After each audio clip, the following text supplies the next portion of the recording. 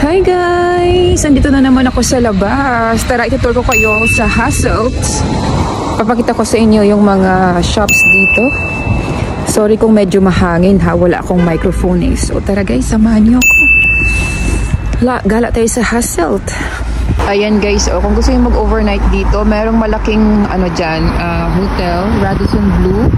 Pero kung gusto niyo naman na medyo mura-mura, yung kapatid niyan is Park Inn Hotel. So, nandyan lang yan sa gilid. So, malapit na yan siya guys sa city center, sa lahat ng mga kainan at mga shoppings. Ayan guys, very safe maglakad dito kasi nga yun dito bike lane, tapos pwedeng maglakad-lakad yung mga tao dyan. Tapos doon yung mga sasakyan. Ayan. Kung ayaw nyo dun sa Radisson Blu guys, meron din dito ang Hass Hotel. Ayan tapos may restaurant dyan yan sa gilid. Ayan. Tapos doon yan sa kabila. Sa loob na yan guys is na yan siya. Mga shopping malls, restaurants. So malapit na malapit lang talaga yan siya.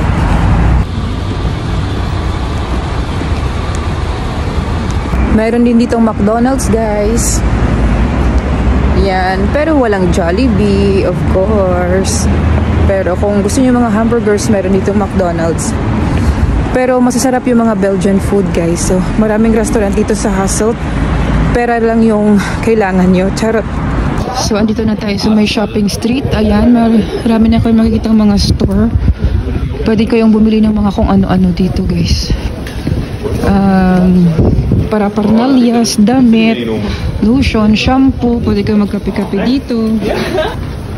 Dito ako guys, tumitingin ng mga designer bags like Guess, Tommy, mga mga mumurahing designer bags lang. So wala dito mga Louis Vuitton, mga Prada, ganon, wala yan dito.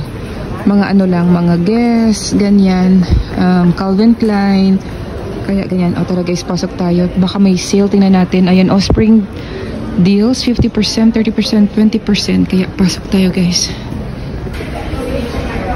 Ayan guys, ang dami nilang mga bilihin. Mga shoulder bag. Yan. Dito ko binili yung yung Tommy Hilfiger ko.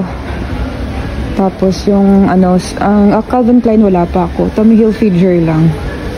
Kaya ayan may mga caps, bags, sari-sari. Ino yung pangalan ng store guys. Ino. Ayan guys. May ng tinapay, panos, tapos may mango. Ayan. Tapos yan dyan ako bumibili ng mga makeup ko guys, eyeliner, etc. So ngayon pupunta tayo sa square guys. Medyo umuulan, kaya maghahanap tayo ng coffee shop. Magkakapit tayo guys kasi medyo malamig. Medyo nalamig na yung aking kamay. At eto guys, binibilan ko ng waffles. So, alam niyo ang sarap ng waffles dyan. So ayan guys, andito na tayo sa may square kung saan makikita yung dyan yung dalawang estatwa na yan na magkaibigan o mag-asawa. Ito yung square nila guys. So iyan, maraming dyang mga kapihan. So doon tayo pupunta sa lagi nating inuupuan, yung El Bocado.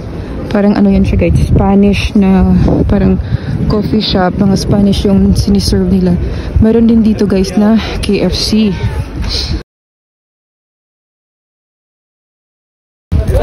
So, kumain muna ako sa KFC guys kasi parang na-miss ko yung chicken wings.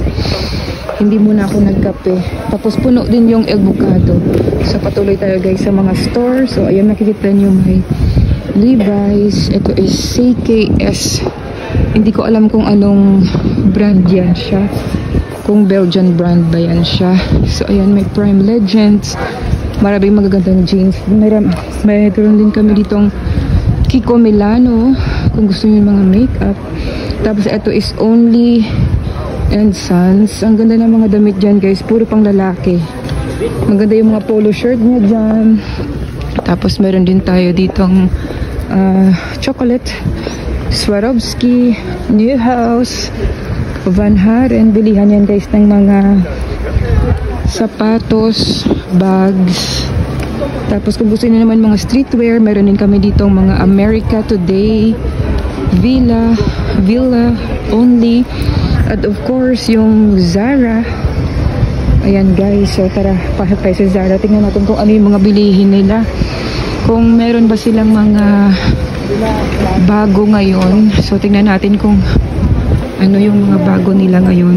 Kung meron silang mga bagong mga tawag dito collections. Ayan, ang dami nag-shopping guys. Normally hindi ako masyadong bumibili ng Zara kasi ano ako guys, H&M, pero minsan marami ding mga basic dito sa Zara at pag nag-sale dito guys parang pinamimigay na lang nila. Tingnan niyo yung pants oh. Ayan, ang ganda ng pants. So magkano yan siya? So from 30 euro naging 19, 20 euro na lang siya sa mga 10 euro off. So ayan, mga square pants, jackets. Nagsisale sila ngayon guys, siguro ano, kasi Easter. Ayan, ikot-ikot pa tayo. Ikot-ikot pa tayo. Ayan, gusto ko talaga dito guys yung mga basic. O, tingnan itong dress na to, oh. May ganyan-ganyan pa siya, oh. So, magkano yan siya? 40 euro. Times mo siya yan lahat guys sa 60. Kahit na i-50 mo pa yan guys, mga 2,000. Isang ganyan. O, diba? Isang sakong bigas na yan siya. So, wala akong nakita doon guys sa ano, sa Zara. Kaya tuloy tayo sa shopping street.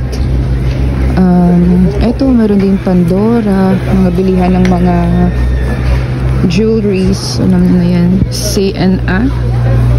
C&A. Pag dito sa amin is C&A. Yan lang yan guys, yung mga shopping street ng Hasselt. Marami din kayong pwedeng mapuntahan at mabilhan.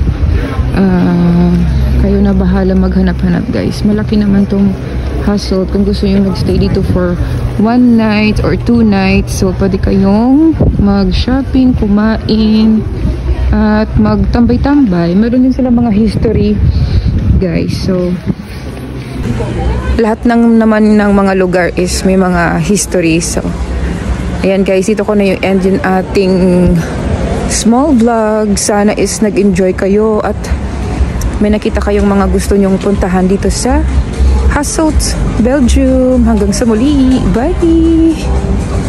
Tingnan nyo guys, oh, ang ganda ng ano, ang ganda ng cherry blossoms. Oh, diba? Ang ganda.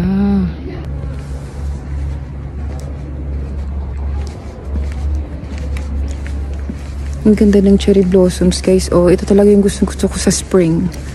Kaya ang ganda ng mga cherry blossoms. Ang bango. Tapos pink na pink. Ito pa yung isa guys. Oh. Ayan. Di ba ang ganda niya? Wow. Tingnan nyo guys. Oh. Tingnan nyo yung puno na yan. Diyos ko, 4 silang ganyan. Ang ganda. Magpa-picture tayo. Tingnan natin guys. Wow. My God. Punong-puno siya. Oh. Tingnan nyo. Grabe.